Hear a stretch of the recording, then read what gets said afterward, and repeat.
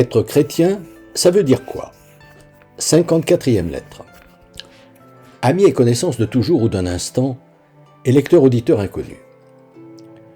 Toujours afin de vous faire une idée correcte de ce que fut et est actuellement le christianisme, je vais vous entretenir aujourd'hui de l'une des manières dont a été rendue concrète la prophétie de Jésus par laquelle se conclut l'évangile de Matthieu « Je suis avec vous pour toujours, jusqu'à la fin du monde ».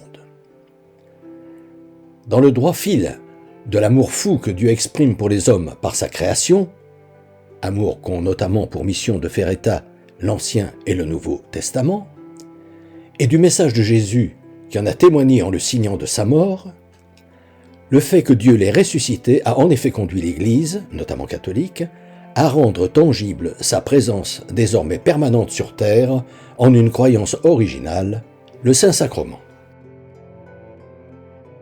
Comme nous l'avons vu précédemment, l'Église catholique enseigne que, lorsqu'à la messe, le prêtre prononce sur le pain, l'hostie, « Ceci est mon corps », puis sur le vin, dans le calice, « Ceci est mon sang », le pain et le vin consacrés par ces paroles deviennent le vrai corps et le vrai sang de Jésus-Christ.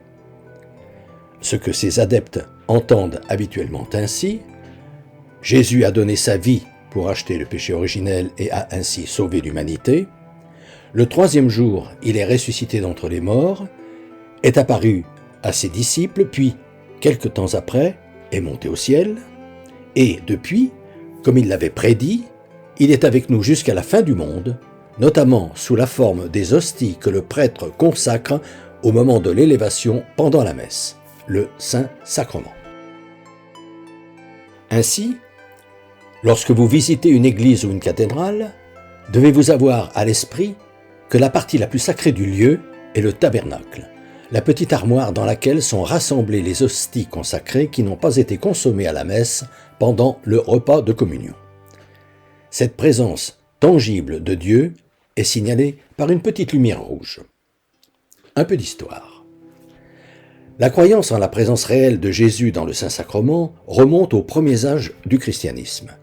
Elle a fait débat tout au long du Moyen-Âge, jusqu'au XIIIe siècle, quand saint Thomas d'Aquin l'a définie sous le terme philosophico-théologique de transsubstantiation, qui explique que le pain et le vin, devenus le vrai corps et le vrai sang de Jésus-Christ, conservent leurs apparences initiales, phénomène mystérieux qui fait l'objet d'un culte original appelé l'adoration du Saint-Sacrement. Laquelle adoration se traduit, par exemple, par la visite spontanée de fidèles qui viennent chercher la paix du cœur en passant un petit moment avec Jésus présent dans le tabernacle. Un exemple, dans les années 1920, une femme revenait du marché, son panier de provisions à la main. Elle entra dans la cathédrale de Francfort-sur-Main, où la célèbre philosophe, athée, Edith Stein, passait par hasard. Elle alla s'agenouiller devant le tabernacle, fit une courte prière et s'en retourna. C'est ce geste simple qui fut à l'origine de la conversion d'Edith Stein, laquelle, quelque temps plus tard, devint carmélite sous le nom de Thérèse Bénédicte de la Croix. Assassinée à Auschwitz en 1942 à cause de ses origines juives, elle devait être canonisée par le pape Jean-Paul II. Depuis le XIXe siècle, des religieux et religieuses, rassemblés en congrégation, se consacrent même jour et nuit à l'adoration perpétuelle du Saint-Sacrement.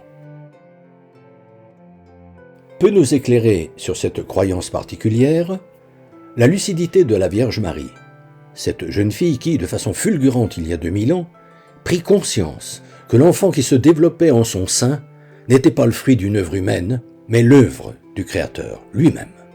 Une révélation que ne pouvait recevoir qu'un être d'une exceptionnelle pureté, vierge de toute pensée profane, Marie, qui ne sut autrement exprimer ce qu'elle avait saisi du mystère de la vie qui s'éveillait en elle, qu'en utilisant les images que l'époque mettait à sa disposition, et exprima donc ce qu'elle avait ressenti en disant que l'ange Gabriel lui était apparu et lui avait annoncé qu'elle serait la mère du Sauveur.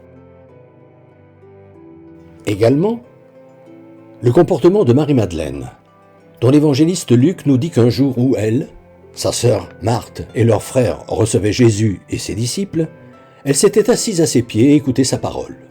Marthe, agacée de ne pas voir sa sœur l'aider, lorsqu'elle en fit la remarque à Jésus, « Seigneur, cela ne te fait rien que ma sœur me laisse ainsi servir toute seule ?»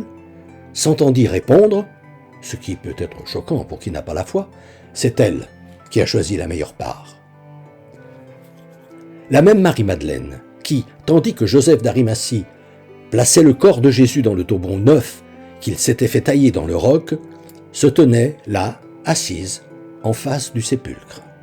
Laquelle Marie-Madeleine, toujours elle, fut la première à qui Jésus apparut une fois ressuscité et la première à en informer les disciples. Ou encore, l'ordre « Faites ceci en mémoire de moi » que donna Jésus le soir de la Cène, après qu'il ait prononcé sur le pain et le vin « Ceci est mon corps, ceci est mon sang ». Puisque, dans la mentalité juive, faire mémoire d'un événement ne consiste pas à se contenter de s'en souvenir, mais à réactualiser cet événement-là.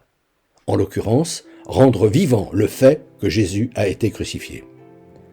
Ainsi, lorsque le prêtre prononce à l'autel les fameuses paroles sacramentelles « Ceci est mon corps, ceci est mon sang », réactualise-t-il le sacrifice de Jésus mort sur la croix, ce qui se traduit pour les catholiques par la conviction que, dans le tabernacle où sont placées les hosties qui n'ont pas été consommées à la messe pendant la communion, se manifeste tout particulièrement la présence de Dieu.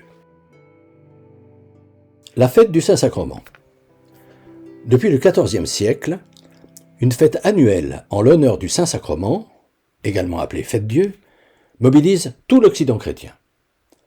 Devançant une procession de fidèles dans une rue auparavant parsemée de pétales de fleurs, un prêtre, précédé par une multitude d'enfants de chœur en soutanelle rouge et surplis blanc, vêtu lui-même d'une somptueuse cape blanche et or, et abrité sous un dais soutenu par 4 porteurs, s'avance en dressant au-dessus de la foule qui s'est rassemblée sur son passage une grande hostie blanche, placée au cœur d'un superbe ostensoir en forme de soleil, d'où irradient des rayons d'or, le Saint-Sacrement, qu'il va déposer sur un autel fleuri.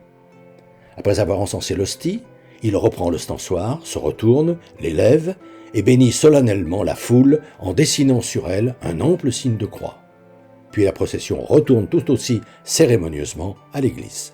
Les touristes sont friands de ce genre de procession. Afin d'être à peu près complet dans mon exposé sur ce qu'est la foi chrétienne, ma prochaine lettre vous parlera d'une dévotion catholique voisine de l'adoration du Saint-Sacrement, la croyance aux apparitions de la Vierge Marie. Un phénomène surnaturel qui est source d'une foi populaire dont on ne peut faire l'économie tellement elle est importante pour des dizaines de millions de chrétiens. Fraternellement.